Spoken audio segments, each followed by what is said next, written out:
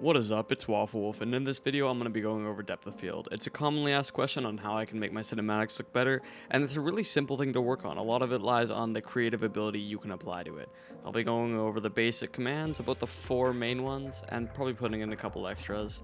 However, it's a lot of just creativity based.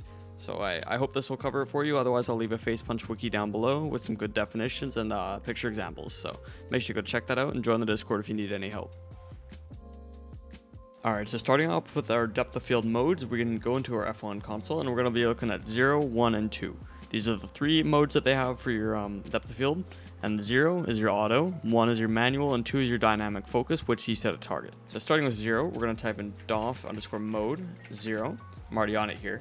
And whatever you look at will be put in focus. So I can look at the rock, goes into focus, characters, and you can see that if I look at my character here, you can see my hazmat on the left isn't in focus. I look over, now he is. Go back, and now this one's in focus. It's a very self-explanatory mode. It's good for quick results, but I personally would not recommend it. For mode 1, or manual, you can type in doff_mode 1.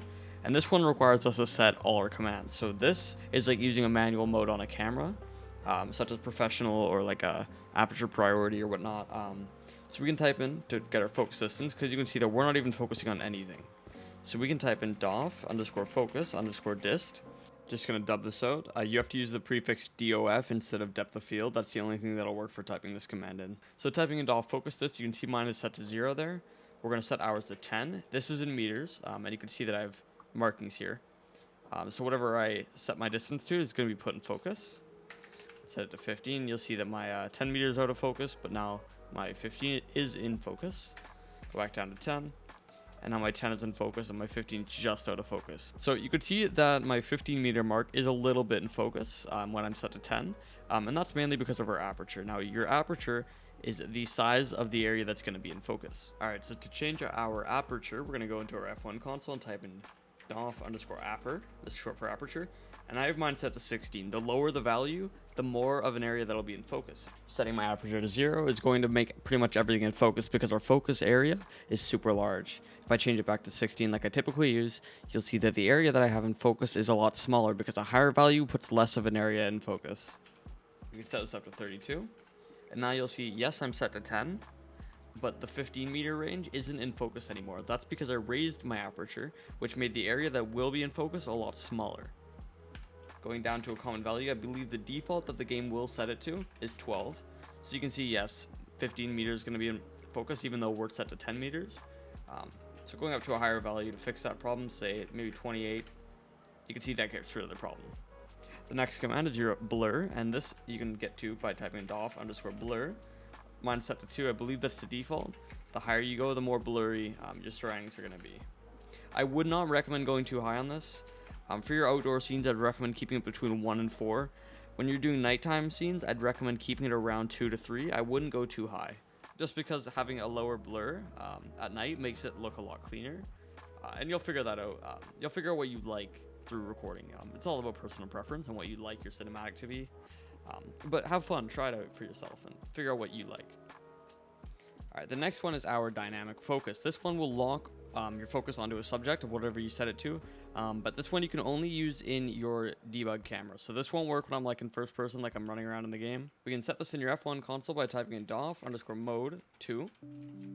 And I want us to go, and this is only going to really work if your focus distance is set to 0. So you want to make sure you go doff_focus_dist and set that to 0. And then we're going to go into our debug really quick. So I'll use my character here as an example. You can see my movement's not that great, but we want to focus on our character and keep it in focus. So what we're going to do is we're going to type in doff_focus_looking at. And it will give you a feedback to the command you put in, so it'll say focus on and whatever it is. And you'll see that no matter where I go in my frame, my character's always in focus. Even through the trees, it doesn't matter where I go, my character will forever be in focus over there. Now this is actually a really good command for when you're like your character's going down a hallway and you want to track your character, but you don't want to mess it up and have your depth of field snap to something else, right? So this one's great to use. I would definitely recommend it. It's better than auto because auto is just for quick results, and manual, sometimes when you're trying to move with the character, it's difficult to keep up and have your settings perfectly keep the character in frame. So your depth of field mode 2 is a fantastic mode. Now some extra commands we're going to check out is our DOF debug, our DOF nudge, and our DOF focus time. Starting off with DOF debug, in your F1 console, type in DOF underscore debug. Now this is a true or false. You can press 1 for true or 0 for false, or you can just type in true or false, but I'm going to use 1. And you'll see that everything that is highlighted in black will be put in focus. Everything that is highlighted in white will be out of focus. You can get out of this by typing in DOF underscore debug 0. The next command is your DOF focus time. Now this is the time that it's going to take to reach a new focus level after setting your focus distance. You can type in DOF underscore focus underscore time, and you'll see that it's at 0.2. This is in seconds, so 0.2 is a fifth of a second. Setting this to say 5, and that's 5 seconds. So if I'm going to set my aperture pretty high here, I'm going to go aperture 24, just so I can easily distinguish what's in focus. And we're going to go DOF underscore focus underscore dist, and we're going to set it to 15. And you can see that there's a distinguishable amount of time that it takes to reach from 10 to 15.